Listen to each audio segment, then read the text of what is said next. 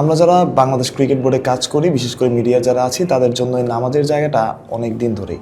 তবে সমস্যা যেটা ছিল যে আমার যে ঠিক পেছনে যে জায়গাটা দেখতে পাচ্ছেন, এই জায়গার অনেকটাই ফাঁকা ছিল, যার ফলে বিড়াল বা অন্যান্য পশু বা পাখি এখানে প্রবেশ করতো এবং অনেক সময় জায়গাটা নোংরা হয়ে থাকতো বা রেগুলার বেসিসে যারা পরিচ্ছন্নতা কর্মী আছেন তাদের এটা পরিষ্কার করা লাগতো।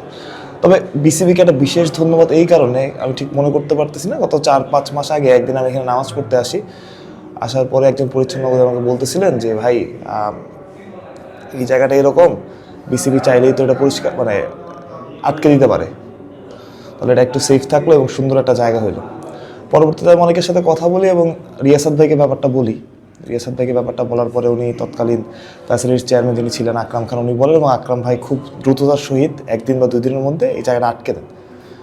তাই প্রথমে তাকেও ধন্যবাদ জানাই, তিনি যদি এখন বোর্ডে নাই তারপর তাকে ধন্যবাদ জানাতে হয়। এবং পরবর্তী যখন শানিয়ান ভাই আসেন ফ্যাসিলিটিসের দায়িত্বে, এবং তাকে আসলে বলা লাগে নাই, তিনি নিজ দায়িত্বেই পুরো জায়গাটা, আপনি দেখতে পাচ্ছেন যে ছোট একটা মসজিদের মতো বা ছোট একটা নামাজের ঘরের মতো দারুণ স্টিকার থেকে শুরু করে সব কিছু, এবং এখানে আসলে এখন আপনার বসেই থাকতে ইচ্ছা হবে এবং ওই ফিলিংসটা হবে না। এবং বিড়াল বা অন্য কিছু যারা আগে ঢুকে পড়তো, এবং এখানে কার্পেটও লাগানো হয়েছে, আগে কার্পেটও ছিল না। সব কিছু মিলে ভালো কাজের জন্য আসলে আপনাকে অ্যাপ্রিসিয়েট করতেই হবে। যে অ্যাপ্রিসিয়েশনটা আমার কাছে মনে হয় যে যারা এই কাজটা করেছেন তারা আসলে প্রাপ্য। আকরাম ভাই ছিলেন, শানিয়ান ভাই ছিলেন, শানিয়ান ভাই আসলে নিজ উদ্যোগেই করেছেন, তাকে আমি নামাজ পড়তে দেখছি।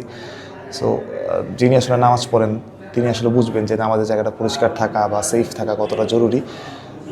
বাংলাদেশ ক্রিকেট বোর্ডকে অবশ্যই ধন্যবাদ, ভালো কাজের জন্য অবশ্যই ধন্যবাদ দিতেই হবে, সেটা যেই হোক, যেখান থেকেই হোক। এবং আকরাম ভাই যিনি ছিলেন, যিনি এটা প্রথম ব্যবস্থাটা নিয়েছিলেন, তাকেও আসলে ধন্যবাদ, এবং রিয়াসাত ভাইকেও ধন্যবাদ।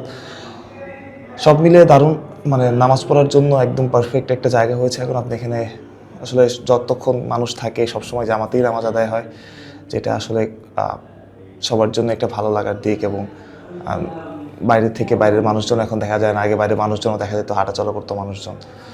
সো সব কিছু মিলে আসলে যেটা বললাম যে বাংলাদেশ ক্রিকেট বোর্ডকে ধন্যবাদ, যে দারুণ একটা উদ্যোগ নেওয়ার জন্য। খুব বড় কিছু না, বাট ছোটো ছোটো জিনিস অনেক বড় হয়ে যায় মাঝে মধ্যে।